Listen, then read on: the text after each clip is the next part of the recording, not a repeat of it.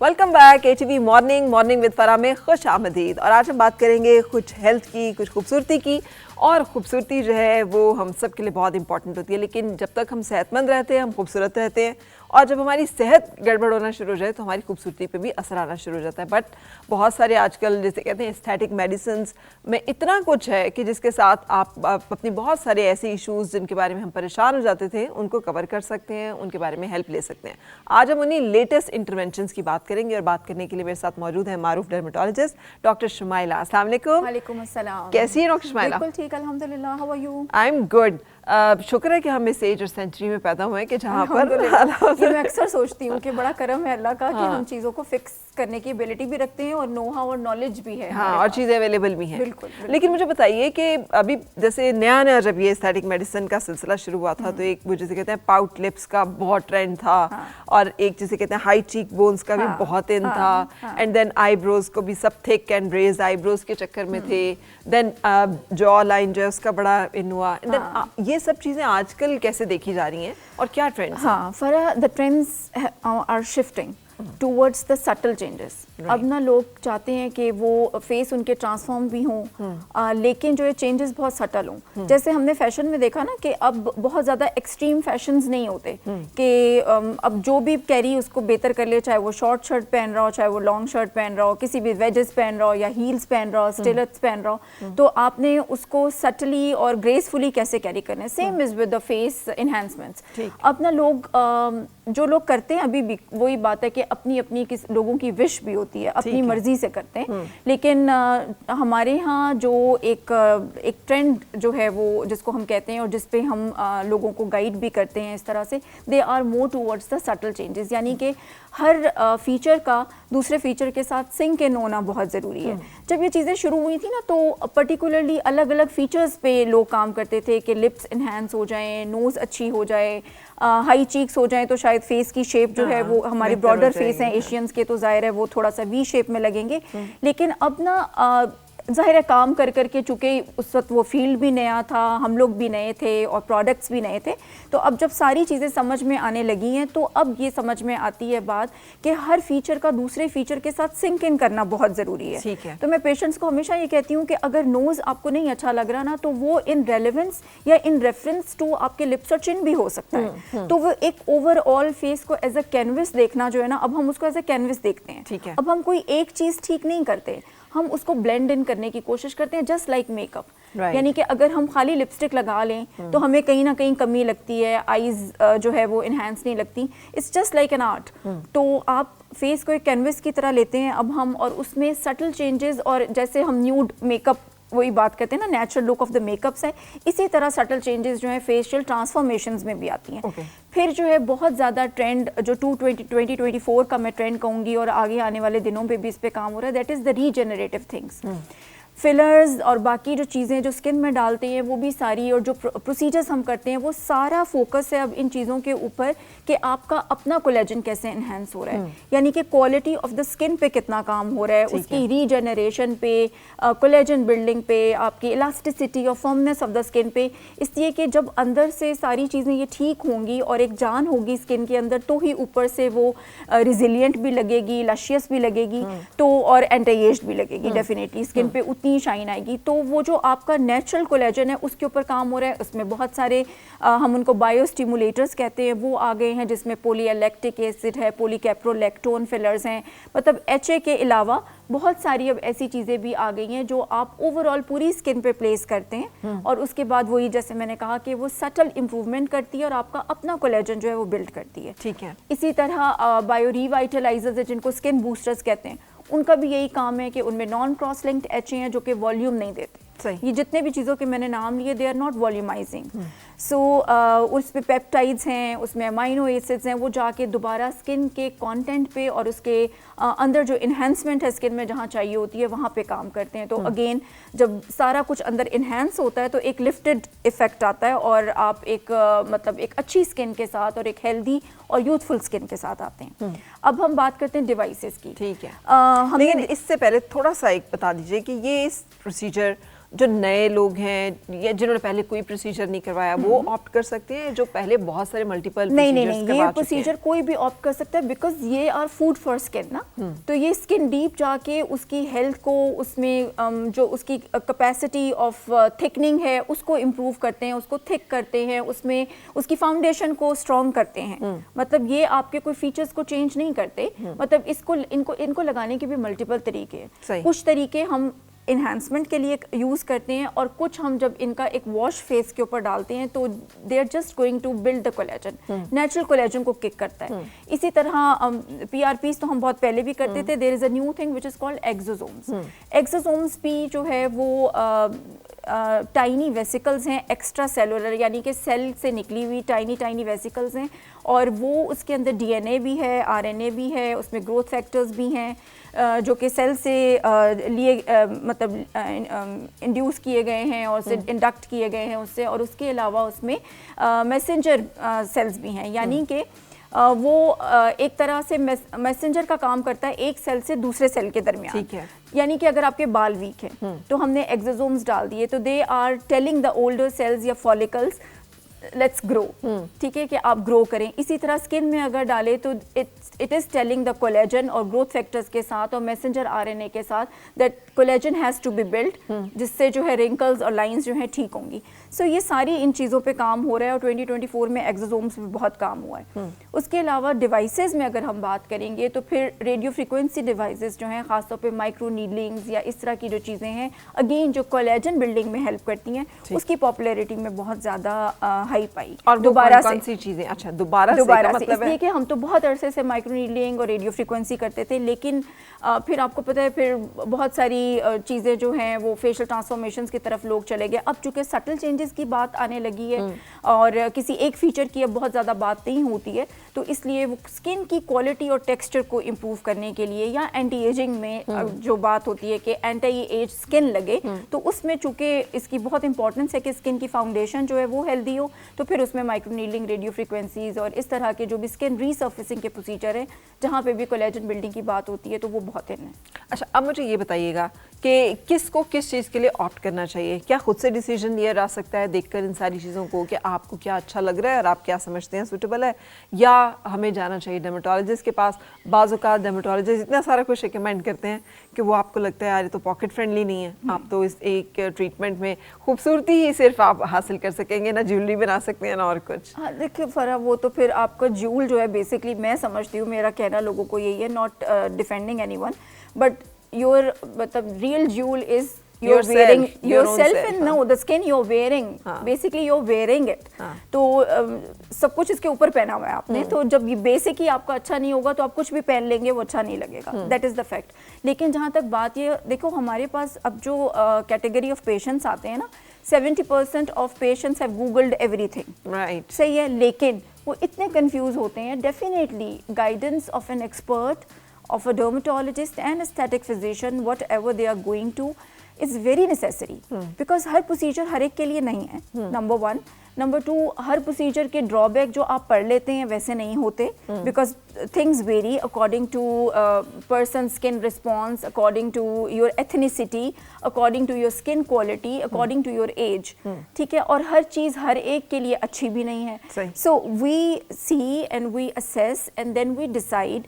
जैसे बहुत सारे मैंने आपसे कहा ना कि लोग अगर मेरे पास आए, जो मुझे याद भी हैं अभी, कि जी हमारी नोज़ ठीक कर दें, मतलब when I assess the face, मुझे नोज़ में इतनी गड़बड़ नहीं लगी जितना मुझे लगा कि इनके लिप्स और चिन को अगर मैं ठीक करूंगी तो नोज़ खुद ब खुद कॉम्प्लीमेंट हो जाएगी, एंड आई डिड दैट, उनको मना के, and they were very surprised कि ये हमारी नोज़ ऐसी कैसे लगने लग गई, पहले नहीं लगती थी, बिकॉज हर फीचर जो है ना दूसरे फीचर को कॉम्प्लीमेंट भी कर रहा है और उसके साथ रिलेटिव उसकी लुक बनती है, ठीक है। तो जब फेस बहुत छोटा होगा और नाक बड़ी होगी तो ऑब्वियसली वो ज़्यादा बड़ी लगेगी। जब फेस पे एक अच्छा वॉल्यूम क्रिएट कर देंगे जहाँ नहीं है तो ऑब्वियसली नाक उसके मुकाबले में छोटी लगना शुरू हो जाएगी। तो these are the relativity of every feature towards the other feature. Convincing कितना मुश्किल होता है बहुत लोगों को, मुश्किल, बिकॉज़ वो जब बहुत मुश्किल एक अपना जो एक इमेज, सेल्फ सेल्फ इमेज का जो एक इशू होता है तो उसमें वो दे आर स्टक समवेयर, तो वो कैसे फिर आप नहीं ये पूरा एक साइकोलॉजिकल समझे हमें उस पे पेशेंट के साथ एक लगाना पड़ता है टाइम कि उसके अंदर क्या है।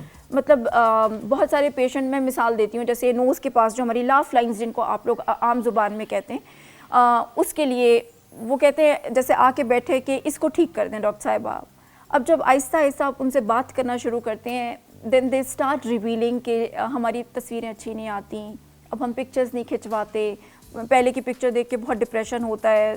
तो मतलब वो स्टक हुए हुए होते हैं उसी फेज़ में जो जब वो समझ रहे होते हैं कि हम बहुत अच्छे लग रहे हैं। तो फिर सिर्फ नेज़ोलेबियल करने से काम नहीं बनता ना, ठीक है। तो फिर उनके पूरे एक ओवरऑल स्किन क्वालिटी से लेके और नेज़ोलेबियल बनने की जो वजह है फेस के ऊपर, जो और कहीं सैगिंग है या और कहीं रिस्टोरेशन करने से नेज़ोलेबियल कम हो जाएंगे, तो वो फिर एक पूरा प्रोजेक्ट होता है। और फिर उसको कन्विंस करना या उनको, जाहिर है मतलब हर किसी पे आप बहुत सारी चीज़ें ना तो करनी चाहिए ना एक साथ कर सकते। You tell them the gradual things कि आप इस तरह इसकी शेड्यूलिंग करें और ये चीज़ें करने से हम आपको कम से कम नियर टू दैट जो जिस फेज़ में आप फंसे हुए हैं और वहाँ तक पहुँचा देंगे। और ये मेरा ख्याल है हर इंसान के साथ होता है। हाँ, ट्रू। ये हर इंसान के साथ है कि आप उस एक फेज़ में, हर कोई लेकिन किसी अब एक फेज़ में ज़्यादा कुछ होना शुरू हो गया। पहले हमारे नहीं, जो उसकी वजह है फ़र्क बिल्कुल ज़्यादा हो रहा है। उसकी वजह ये कि वी टेक सेल्फीज़, इतनी तस्वीरें हम कभी नहीं बनाते थे, ठीक है। इतने फिल्टर्स मुझे तो कभी हमें पता ही नहीं था, मतलब 15 साल हमें शो करते हुए हो गए ना, कभी हमने तस्वीर को वो भी नहीं किया था कि इसकी लाइट खराब आ जाती थी तो मुसीबत पड़ जाती थी कि लाइट। अब तो हर चीज़ एक आर्टिफिशियल उसमें है ना, तो जब आप उसमें डालते हैं तो अंदर दिल में कहीं होता है कि this is not real me, ठीक है ना। ये एक फिल्टर्ड चेहरा है, इसमें ब्यूटीफाइड वो चीज़ें डली हुई हैं, इसमें हमने सेटिंग की हुई है जी, नाक पतली आएगी, होंठ। तो जब एक अंदर से आपको डिससेटिस्फेक्शन ज़्यादा बढ़ गई है, ओके, ठीक है। और उसके बाद एक और चीज़ भी हुई है कोविड के बाद कि हम लोगों ने फिज़िकल जो है वो काम हमारे कम हो गए हैं और हमारे गैजेट्स पे जो है मीटिंग, जूम मीटिंग और ये सारा कुछ इतना बढ़ा कोविड के ज़माने में। और अभी स्टिल बहुत सारे लोग वर्क फ्रॉम होम भी करते हैं और मीटिंग ज़्यादातर अब लोगों को पता चला कि इसी तरह भी कंडक्ट हो जाती हैं। कोई बहाना नहीं चलता छुट्टी का, तो आप कहीं भी होंगे आपको होना है। तो वो जो आपका इसके ऊपर पिक्चर आती है ना, वो बहुत जूम्ड होती है और बहुत एक डिफरेंट एंगल से, उसमें बहुत सारी लोगों को खराबियां फिर अपने चेहरे पे लगती हैं। So to be the picture perfect, और फिर अंदर से ये गिल्ट कि हम कम से कम फिल्टर्स यूज़ करें और क्यों ना हम उस तरह हो जाएं जैसे हम अपनी तस्वीर में नज़र आना चाहते हैं। तो ये सारी चीज़ें, मतलब इट्स सोशल प्रेशर कह लें या एक वैसे प्रेशर अपने ऊपर हमने एक एक्स्ट्रा जो डाला है। आप क्या रिकमेंड करती हैं अब ये सारी ओवरऑल पिक्चर को सामने रखते हुए कि जैसे पहले आप कहा करती थी कि कौन सी एज से आपको इन तमाम चीज़ों को अटेंड करना शुरू कर देना चाहिए ताकि चीज़ें बहुत ज़्यादा खराबी में ना जाएं, एंड देन जो आपको मिला हुआ है अल्लाह ताला की तरफ से उसको कैसे आप ज़्यादा अरसे तक मतलब एनहांस कर सकते हैं, सिक्योर कर सकते हैं कि वो ख़राब ही ना हो इतना। बिल्कुल फरा, ये जो अब इतनी एडवांसमेंट हुई और हम इतने अरसे से काम कर रहे हैं और इतना एक्सपीरियंस गेन करके यहाँ तक पहुँचे, हमारा मैसेज ये होता है कि आप उस वक्त से ख्याल रखना शुरू करें जब आपको उसको बिल्कुल ठीक करने की ज़रूरत ना पड़े। आप उसको लेकर के ही उतना आगे आराम आराम से उस सारी जो डिस्ट्रैक्शन है या उसको आप डिले कर सकें, ठीक है। तो अब उसमें बात ये कि there is a term which is called prejuvenation. Prejuvenation start from जहाँ से आपके सेल की मल्टीप्लिकेशन ख़त्म हो जाती है, दैट इज़ मिड 20s। 25 के बाद ना कोई सेल ग्रोथ नहीं होती या डिवीजन नहीं होती एट दैट पेस जैसे हम यंगर एज में हो रही होती है। उसके बाद डिटोरिएशन स्टार्ट हो चुकी हुई होती है। तो प्रीजुविनेशन का मतलब है कि आप अर्ली एज में कम से कम टॉपिकल्स के साथ, अपना सन प्रोटेक्शन के साथ अपना एक लाइफस्टाइल उस तरह से कर लें कि आप अपनी हेल्थ पे, अच्छा ये सिर्फ स्किन की बात नहीं है, वही जैसे आपने सुबह कहा कि अगर आपकी इंटरनल हेल्थ ठीक नहीं है तो फिर तो ऑब्वियसली स्किन जो है वो एक मतलब मिरर है आपके इंटरनल हेल्थ का भी और आपकी अपनी एक माइंडसेट का और एक सोच का भी। तो अगर ये सारी चीज़ें वही बातें अलाइन नहीं होंगी तो स्किन अकेली अच्छी नहीं लग सकती, नंबर 1। तो इस तरह अपना ख्याल रखना शुरू कर दें। फिर आता है रिजुविनेशन का फेज। प्रीजुविनेशन के बाद रिजुविनेशन आता है। रिजुविनेशन में आप क्या 25 वही टॉपिकल्स आप अपने लगाने शुरू कर दें, सन प्रोटेक्शन अच्छी करना शुरू कर दें, हल्के फुल्के जैसे डर्माब्रेजन्स हैं, माइक्रोडर्माब्रेजन्स हैं, हाइड्रोफेशियल्स हैं, मीज़ोथेरेपीज़ हैं कि स्किन को अच्छा मतलब उसको इवन टोन रखने के लिए, जिसमें अच्छे अच्छे कॉकटेल्स होते हैं विटामिन सी के, बहुत अच्छी चीज़ें आ गई, जैसे मैंने आपको बताया एक्सोसोम्स और ये सारी चीज़ें जो कोलेजन बिल्ड कर सकें, वो सारी चीज़ें वो आप कर सकते हैं। Then comes the rejuvenation. Rejuvenation की एज स्टार्ट होती है 30+ से, ठीक है, 30 टू लाइक 40-45। अब जब ये वाली जनरेशन जिसने प्रीजुविनेशन की हुई हो और फिर रीजुविनेशन पे आई हुई हो, उसको फिर फिक्सिंग की ज़रूरत नहीं, उनकी डिले हो जाती है, फिक्सिंग प्रोसीजर की ज़रूरत डिले हो जाती है। फिर सिर्फ आप अपने फीचर्स को इन्हांस करते हैं, आपकी स्किन की क्वालिटी भी अच्छी होती है, आप एजिंग डिले कर चुके होते हैं, जिसमें इनटेक ऑफ वाइटामिन्स भी बहुत इंपॉर्टेंट है, आपके मैक्रो माइक्रो न्यूट्रिएंट्स इंपॉर्टेंट है, आपका अच्छा डाइट इनटेक इंपॉर्टेंट है, और उसके बाद आपने किस तरह इतने एनवायरमेंटल जो है डिस्ट्रैक्शन से कैसे ख्याल रखा हुआ है, रिजुविनेशन कितनी की हुई है, प्री रिजुविनेशन कब से स्टार्ट की हुई है। So these all thing works together. बिल्कुल सही। अच्छा, कुछ विटामिन्स हुआ करते थे जो आप भी बड़ा रिकमेंड करती थी, जो बालों के लिए, नाखूनों के लिए और स्किन के लिए काम करते थे। इस तरह के विटामिन्स हैं वो कितना अभी तक भी मतलब काम करते हैं, क्योंकि अब तो आप हर चीज़ इंजेक्ट कर रहे हैं, स्किन में डायरेक्टली कर रहे हैं, जैसे आप कह रहे हैं, तो क्या कुछ वो बहुत महंगे खाने वाले विटामिन्स भी उनका रोल अपनी जगह पे है, बिकॉज बहुत से जो हमारे विटामिन्स हैं वो एक तो डाइटरी, हम हर दफ़ा बात कर चुके हैं कि डाइट हमारी इतनी ऑप्टिमम है ही नहीं, और जो हमारा वे ऑफ कुकिंग है that is absolutely मतलब destroying every vitamin and mineral in it। लेकिन डॉक्टर शुमाइला, मतलब बहुत सारे सस्ते वाले विटामिन्स भी मिल जाते हैं लोकल, जो कि मल्टीविटामिन होते हैं पूरे, मतलब उसमें सब चीजें होती हैं, तो क्या वो ले लेना भी उतना ही काफी है कि बहुत branded and only for hair nail skin हम जाके only for hair nail skin भी लोकल मिलते हैं, and locally they are making very good vitamins, और वो सस्ते आपको इसलिए लग रहे हैं कि वो लोकल मैन्युफैक्चर हो रहे हैं, उनका रॉ मटेरियल बाहर से आ रहा है और यहाँ पैक हो रहे हैं, तो इसलिए आपको सस्ते पड़ रहे हैं। अभी तो अगर वो इंपोर्ट करेंगे तो वो तो आधा तो उनका वो इंपोर्ट का टैक्स लग जाएगा, और आधा आपका माशाल्लाह रुपया इतना अच्छा है कि वो उसमें आप वो पैसे पे करते हैं। ये बात नहीं है कि शायद वो बाहर सस्ते ही हों अगर हम लें, तो ये बात नहीं है कि यहाँ पे विटामिन्स या आप जो कॉकटेल कह रही हैं एक विटामिन का लेना कोई नहीं असर करेगा, ऐसी बात नहीं है। बट द थिंग इज़ कि जो भी आपने करना है आपने कंसिस्टेंटली करना है। जैसे अगर कोई विटामिन भी अगर आप ले रहे हैं तो आप उसको 3-4 मंथ्स कंटिन्यूस लें तो उसके रिजल्ट्स आते हैं। उसके बाद भले अगर आप तंग पड़ गए हैं या आपको लग रहा है कि बहुत ही मोनोटोनस हो गई चीज़ें, तो आप 2-3 महीने का गैप दे दें और फिर आप अपने जो है दोबारा से लेना शुरू करें। अच्छा, कुछ लोग अक्सर अब टेबल पे ऐसी ख़वातीन निकलती हैं जो बिल्कुल आयरन डेफिशिएंट होती हैं। आयरन, फेरेटिन, HB फिर भी बेहतर होता है, लेकिन पेरिफेरल आयरन और फेरेटिन जो हैं वो उनके इतने ड्रॉप चेक भी नहीं कराते। आखिरी दफ़ा जब प्रेग्नेंट थे जब चेक कराया था और उसके बाद बच्चा हो गया, घर वालों का भी काम खत्म, हमारा भी काम खत्म, और बस उसके बाद ये रेकमेंड कि सिर्फ अपना HB नहीं, आप अपने आयरन फेरेटिन, देखिए बाल इतनी बुरी तरह गिर रहे हैं ना, उसकी सिर्फ वजह स्ट्रेस नहीं हो सकती, आपका इंटरनल स्ट्रेस भी है, यानी कि आप डिप्लीटेड हैं, बहुत सारे आपके अंदर डिप्लीटेड विटामिन है। विटामिन डी की शदीद डेफिशिएंसी, लोग इसको बिल्कुल सीरियस नहीं लेते, और ख़वातीन के लिए बहुत इंपॉर्टेंट है because it's called pro hormone now. आपकी हार्मोनल हेल्थ के लिए विटामिन डी इतना इंपॉर्टेंट है, उसको मेंटेन रखें। अपना आयरन, फेरेटिन, ये तो वो चीज़ें हैं ना जो फिर आपको मिलाजमा नहीं होता, आपको टोन आपकी ठीक रहती है, आप फिटीग नहीं होते। Vitamin B12 is very important, आपकी मसल हेल्थ के लिए बहुत इंपॉर्टेंट है, बालों के लिए सेलेनियम, जिंक, ये छोटी छोटी चीज़ें हैं। ठीक है, आप एक अगर बहुत सारी दवाइयाँ नहीं खा सकते, आप एक कॉकटेल ले लें, ठीक है। इसी तरह ओरल कोलेजन्स भी आते हैं, ओरल कोलेजन भी 2 के उनका बहुत लॉन्गर टर्म आपको इनटेक लेना होता है, लेकिन फिर हमने बात की कि इतनी अवेयरनेस है कि प्रीजुविनेशन से लेके रीजुविनेशन और फिक्सिंग तक हम जाते हैं, तो you can take it for longer times. Collagen जो है वो स्किन हेल्थ को भी, बोन हेल्थ को भी और सारी चीज़ों को अच्छा करता है। फिर अगर किसी को बहुत ज़्यादा मसला है ओरल इंटेक से, तो फिर हम उसको IVs भी सजेस्ट करते हैं। So this is how the things are going. And जो आप कह रही थी कि अपना अगर बाल गिर रहे हैं और अगर स्किन पे मुलाजमा है या आप बहुत फिटीग फील करती हैं, तो सिर्फ HB नहीं बल्कि आयरन, फेरेटिन, विटामिन D, अपना विटामिन B12, ये ज़रूर चेक करें, ये ज़रूर चेक करें, क्योंकि अगर ये सब चीज़ें ठीक हैं तो फिर अगली बातें जो हमने की हैं उनकी बारी आती है। अगर यही ठीक नहीं है, and also the hormone profile, खास तौर पे थायराइड प्रोफाइल, उसकी वजह ये कि सब कॉन्टिनेंट में हमारी टेंडेंसी है to getting hypothyroid, especially females में।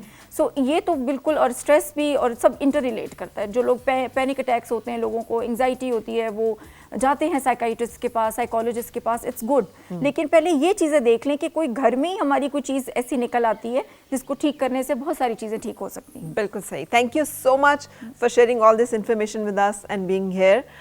हम एक ब्रेक के लिए रुकने जा रहे हैं और ब्रेक के बाद फिर आपसे मिलेंगे मेहमानों के साथ।